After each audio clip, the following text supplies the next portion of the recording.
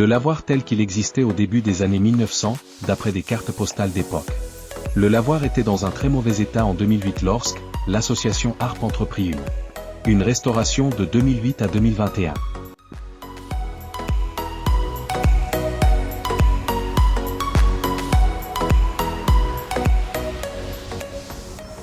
Bonjour Alain, donc Bonjour à vous d'abord.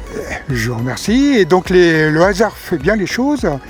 Donc vous connaissez le lavoir et vous avez fait un dessin comme vous me l'avez expliqué. Si vous me parliez un petit peu de ces dessins et un petit peu le lavoir, comment c'était vous avez joué pendant votre enfance auprès de... Non, parce que je ne suis pas natif de la Versine, ça fait une trentaine d'années que j'y suis, j'ai 70 ans, donc je suis arrivé vers à peu près la quarantaine d'années. Par contre, mes enfants venaient y jouer, même se baigner dans le lavoir. Oui, parce que l'eau est très claire, il est un peu fraîche, bien sûr. Et puis comme il ne servait pas professionnellement aux lavandières il y a bien longtemps, donc, mais il n'était pas comme ça, il n'y avait pas toute cette infrastructure, cette charpente, ces bardeaux, il n'y avait plus rien. Vous avez l'année de restauration c'est très récent, il y a 2 ans, on est en 2025, ça doit être 2023 je crois. Oui, ça a dû être fini en 2023, me semble-t-il, à 1 ou 2 ans près, je crois que c'est ça.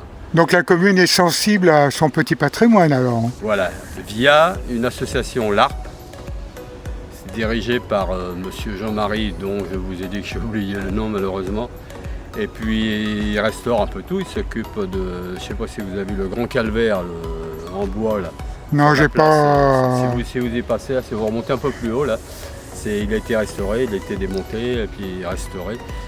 Moi personnellement j'ai restauré un petit calvaire à côté de l'église. J'aime les monuments historiques.